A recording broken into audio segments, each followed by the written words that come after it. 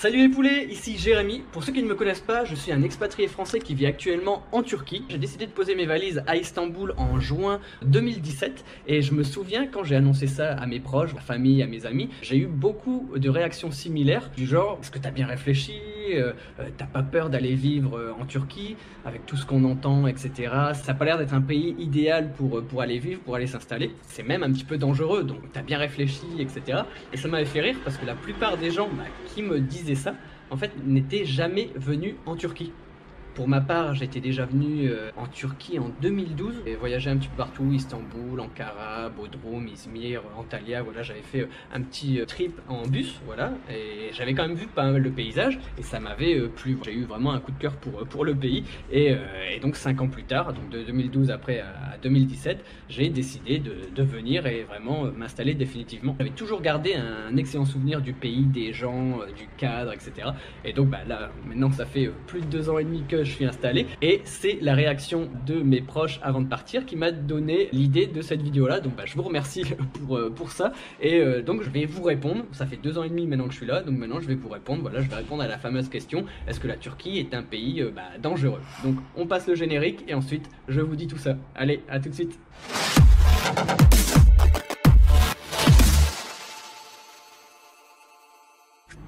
Quand on parle de danger, il y a plusieurs choses qui nous viennent en tête. Et pour moi, quand on dit danger, ça rime avec sécurité. Et on se dit, est-ce que la sécurité est au rendez-vous quand on vit en Turquie? Pour ma part, j'ai déjà voyagé énormément, je sais pas dans combien de pays, mais voilà, autant en Europe qu'en Asie, qu'en Amérique, aux États-Unis ou en Amérique latine, donc Amérique du Sud, en Australie, en Afrique, etc. Donc j'ai vraiment, en fait j'ai fait tous les continents, j'ai été sur tous les continents. La sécurité, dans certains pays, on sent qu'il faut faire attention. Par exemple, quand on se balade dans la rue, il y a des pays où je ne mettais jamais mon sac à dos dans mon dos. En fait, je mettais toujours mon sac à dos devant moi. On sent qu'il y a des gens peut-être qui ont une arrière-pensée, qui peuvent éventuellement voler votre sac, vous arracher votre sac. Donc, et dans ces pays-là, on va dire, pour ma part, j'ai vécu à Paris et je mettais mon sac devant à Paris. Ça peut sembler bizarre, mais à Paris, je me sentais pas en sécurité. Donc je mettais toujours mon sac devant parce que voilà, des pickpockets, il y en a beaucoup. J'ai vécu à Lille aussi, j'ai déjà vu voilà, vraiment des vols à l'arraché, des gens dans le métro qui prennent les téléphones et qui courent et qui partent. Ou bien même à Paris, ouais, des gens qui arrachent le sac de quelqu'un et qui courent dans les escaliers, voilà, et qui s'enfuient. J'ai vraiment vu pas mal de choses. J'ai vécu 1 an à Paris, après j'ai fait mes études à Lille. Et donc pour vous dire qu'en France, je me sentais pas vraiment en sécurité. Dans les grandes villes notamment. Après, je suis originaire vraiment d'un petit village, là il n'y a pas de souci. Mais dans les grandes villes comme Lille, Paris, Lyon aussi, je connais très bien, on se sent pas aussi en sécurité que je peux l'être ici à Istanbul. Ça peut paraître fou, mais c'est vrai.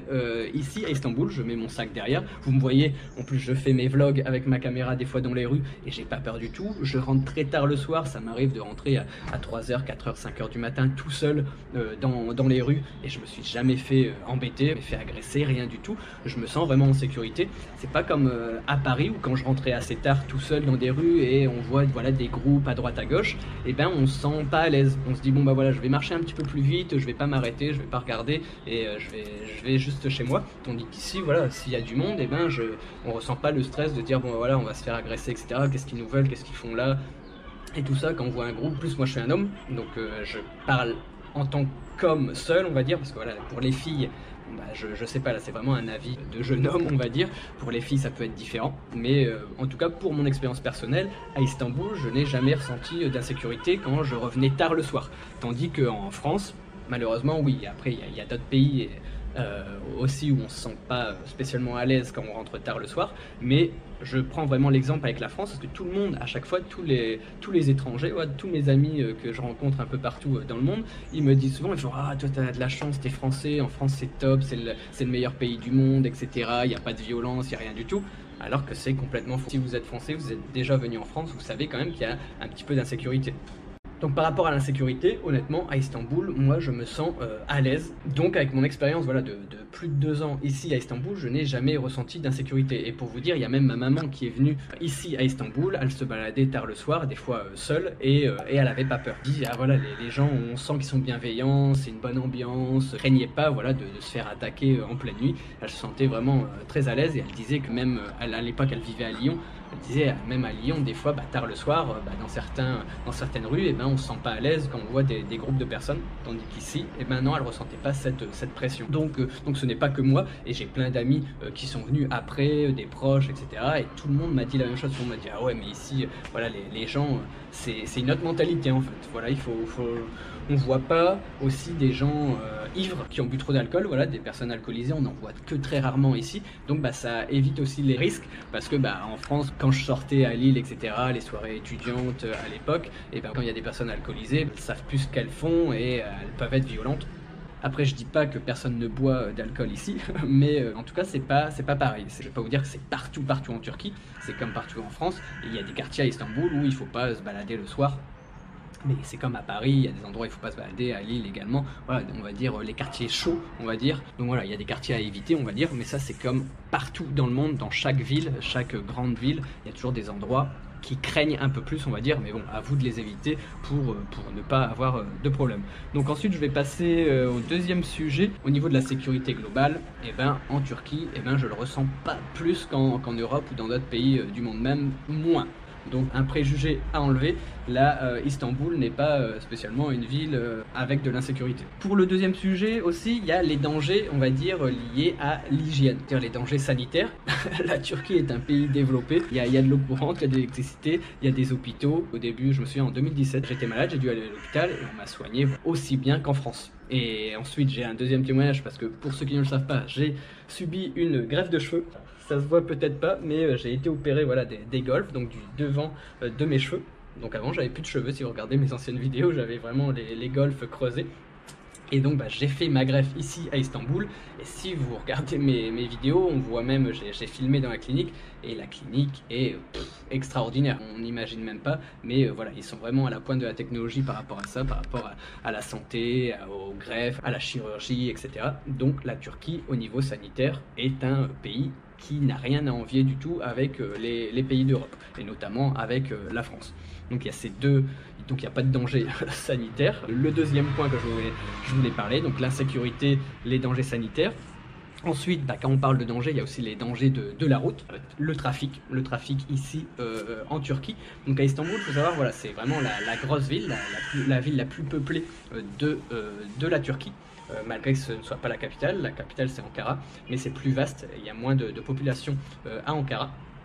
Et Istanbul, le trafic, il y en a vraiment beaucoup, mais ce n'est pas dangereux. Voilà, les routes sont larges, sont plates, elles sont bien faites, il y a un code de la route, on va dire. C'est pas comme si on avance à l'aveugle. On n'est pas, pour être allé au Vietnam, voilà, là. Par contre, là, il y a des dangers liés à la route. Si vous êtes déjà allé au Vietnam, vous mettez 1 heure pour traverser parce qu'il n'y a aucun respect des règles, aucun respect du code de la route.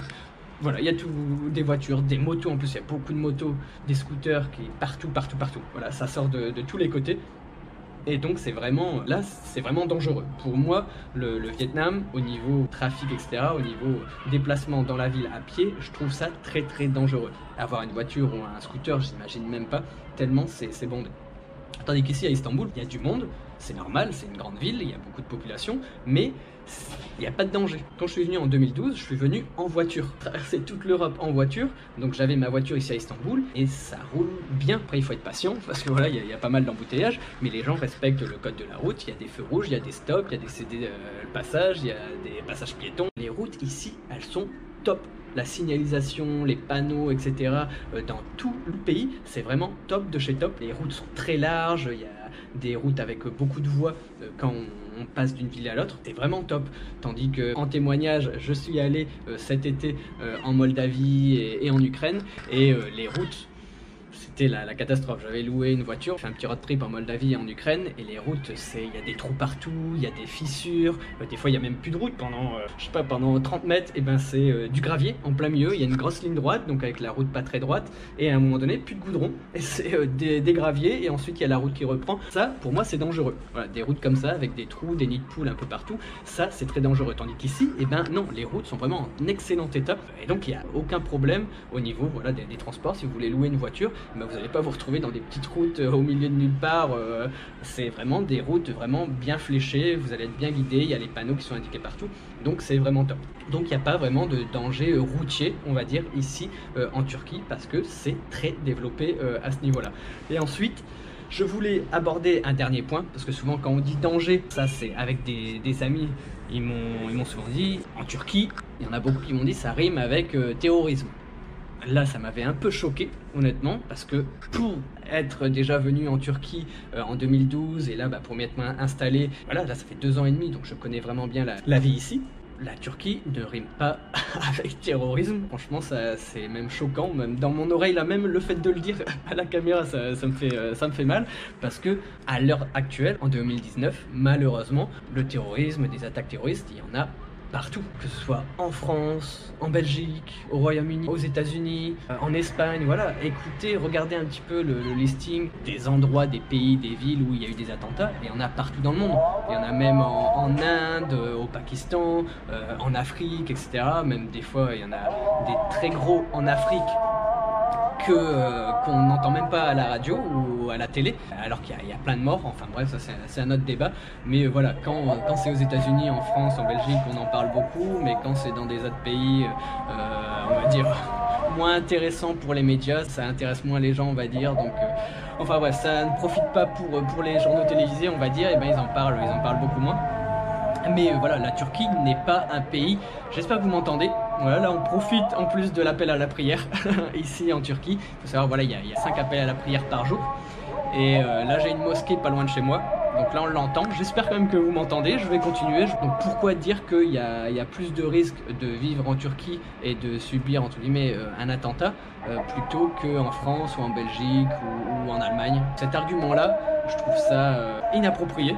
Franchement, quand on ne connaît pas la Turquie, on ne peut pas dire ça, parce que regardez le listing de tous les attaques terroristes dans le monde, il y en a partout. C'est pas 90% en Turquie et 10% dans le reste du monde, c'est vraiment égal un peu partout. Donc je ne dis pas qu'il n'y a aucun danger, le danger est équilibré sur tout le monde, donc c'est pas parce qu'on vit en Turquie qu'on est plus à même de subir une attaque terroriste. Donc pour conclure cette vidéo sur est-ce que la Turquie est un pays dangereux, et ben ma réponse est non, un grand non, parce que c'est pas plus dangereux que d'autres pays en Europe. Donc vous pouvez venir sereinement ici en Turquie, et spécialement à Istanbul, parce que vous allez voir, vous n'allez pas le regretter, c'est une vie tout à fait normale. Là je regarde parce que j'ai ma voisine qui est juste en face de moi qui me regarde par la fenêtre, donc ça m'a un petit peu perturbé.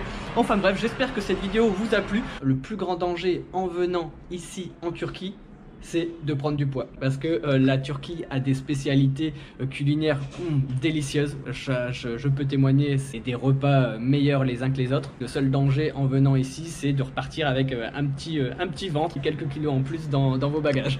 Voilà, c'est la seule chose que je voulais dire. J'espère que cette vidéo vous aura plu, j'espère que ça vous a permis d'en découvrir un peu plus sur la Turquie, sur la vie ici. Je serais curieux de voir ce que vous pensez, vous, de la Turquie, en étant venu, des témoignages, que ce soit positifs ou négatifs. Donc de me dire ça dans les commentaires pour voir un petit peu votre avis, votre ressenti par rapport à la Turquie. Là, le soleil se couche, il commence à faire sombre, donc je me rapproche un petit peu. Donc j'espère que la vidéo vous a plu. N'hésitez pas à me laisser vos questions, votre expérience par rapport à la Turquie. N'oubliez pas de laisser le pouce gris en l'air, de vous abonner si ce n'est pas déjà fait, de me suivre sur Instagram si vous voulez suivre mon quotidien ici à Istanbul et en Turquie et lors de mes voyages, parce que j'ai l'habitude de voyager un petit peu partout, donc je publie des stories quasiment tous les jours, donc n'hésitez pas à me suivre, mon compte Instagram s'affiche quelque part sur l'écran. Sur ce, je vous dis à bientôt les poulets et à bientôt pour la prochaine vidéo. Ciao ciao.